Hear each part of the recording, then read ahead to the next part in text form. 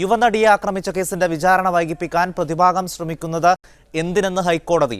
വിചാരണ 6 മാസത്തിനകം പൂർത്തിയാക്കണമെന്ന ഉത്തരവ് പിൻവലിക്കണമെന്ന് രണ്ടാം പ്രതി മാർട്ടിൻ ആവശ്യപ്പെട്ടപ്പോഴാണ് കോടതി ഇക്കാര്യം ചോദിച്ചത്. ആവശ്യത്തെ സർക്കാർ ശക്തമായി എതിർത്തു.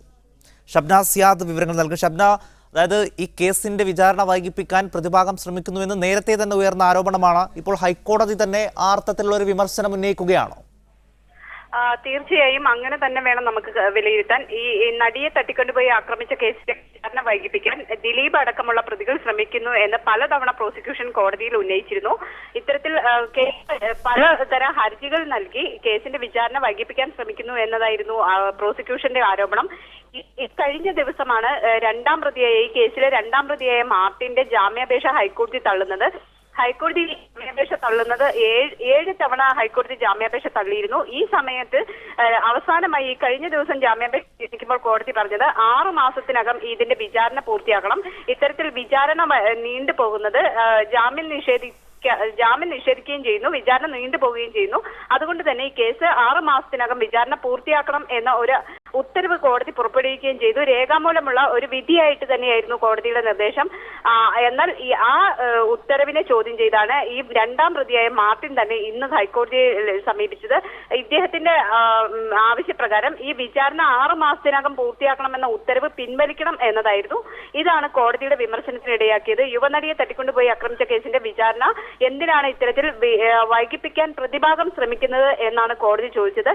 ചാക്കിലെ പൂച്ച പുറത്തു ചാടിയിരിക്കുകയാണ് എന്ന ഒരു പരാമർശവും കോടതി നടത്തുകയുണ്ടായി. ഇത്തരത്തിൽ മാർട്ടിന്റെ ആവശ്യത്തെ സർക്കാർ അഭിഭാഷകൻ ശക്തമായി എതിർത്തു. ഇതോടെ ഈ മാർട്ടിന്റെ വാദം കോടതി തള്ളുകയും ചെയ്തു. കഴിഞ്ഞ ദിവസം നമുക്കറിയാം, കഴിഞ്ഞ ദിവസമാണ് ഇത്തരത്തിൽ 6 മാസത്തിനകം വിചാരണ പൂർത്തിയാക്കണം എന്ന ഉത്തരവുണ്ടായത്. തുടർന്ന് വനിതാ ജഡ്ജ് വേണം എന്ന ഒരു നിർദ്ദേശവും കോടതി നൽകിയിരുന്നു. ഈ നിർദ്ദേശപ്രകാരം കേസിന്റെ വിചാരണ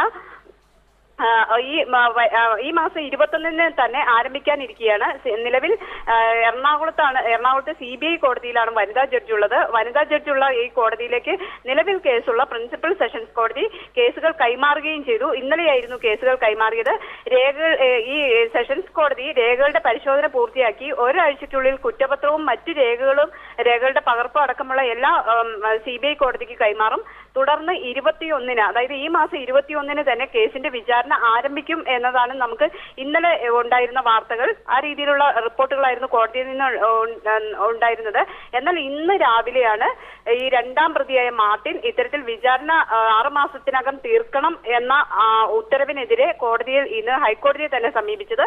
ഇതാണ് കോടതിയുടെ വിമർശനത്തിന് ഇടയാക്കിയത്. ഷബ്ന സിയാദാണ് വിശദമായ വിവരങ്ങൾ നൽകിയത് കൊച്ചിയിൽ നിന്ന്.